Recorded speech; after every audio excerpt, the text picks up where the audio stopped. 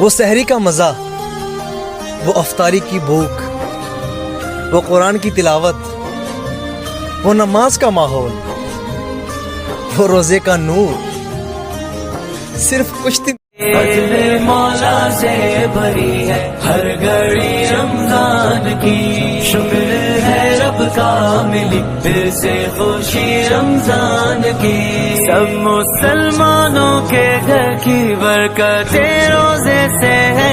ایسے بندوں پر خدا کی رحمت روزے سے ہے، مرحبا مرحبا مرحبا ماہ سیام۔ ماہ رمضان کی پہلی رات کی 3 فضیلتیں۔ نمبر 1، جب ماہ رمضان کی پہلی رات آتی ہے تو جنت کے دروازے کھول دیے جاتے ہیں جو کہ پورا رمضان بند نہیں ہوتے۔ نمبر 2، جب ماہ رمضان کی پہلی رات آتی ہے تو اللہ پاک زمین والوں پر نظر رحمت فرماتا ہے، اور جس بندے پر اللہ پاک نظر رحمت فرما دیتا ہے اللہ پاک اس بندے کو کبھی بھی عذاب نہیں دے گا۔ اور نمبر 3، جب ماہ رمضان کی پہلی رات آتی ہے تو شیاطین کو زنجیروں میں جکڑ دیا جاتا ہے، جہنم کے دروازے بند کر دیے جاتے ہیں، اور جب بندہ ماہ رمضان کی پہلی رات تراویح کے لیے کھڑا ہوتا ہے تو تراویح کی ہر رکعت کے ہر سجدے کے بدلے اللہ پاک تراویح ادا کرنے والے کو 1500 نیکیاں عطا فرماتا ہے۔ ماہ رمضان کا پہلا روزہ رکھنے کی 3 فضیلتیں۔ نمبر 1، جب بندہ ماہ رمضان کا پہلا روزہ رکھتا ہے تو اللہ پاک اس کے پچھلے سارے گناہوں کو معاف فرما دیتا ہے۔ نمبر 2، جب بندہ ماہ رمضان کا پہلا روزہ رکھتا ہے تو 70,000 فرشتے صبح سے لے کر شام تک روزہ رکھنے والے کے لیے بخشش کی دعا کرتے ہیں۔ اور نمبر 3، جو بندہ ماہ رمضان کا پہلا روزہ رکھتا ہے تو اللہ پاک اس کے لیے جنت میں ایک ایسا درخت لگاتا ہے کہ جس کے سائے میں عربی نسل کا تیز ترین گھوڑا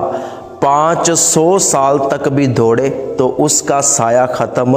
نہیں ہوگا۔ اور ماہ رمضان کا روزہ رکھنے والا جب نماز پڑھتا ہے، سجدہ کرتا ہے تو اللہ پاک ہر سجدے کے بدلے روزے دار کو 1500 نیکیاں عطا فرماتا۔ کیا انجیکشن یعنی کہ ٹیکا وغیرہ لگوانے سے روزہ ٹوٹ جاتا ہے؟ تو دیکھیے، اگر کوئی بندہ روزے کی حالت میں ٹیکا یعنی کہ انجیکشن وغیرہ لگوا لیتا ہے تو اس سے روزہ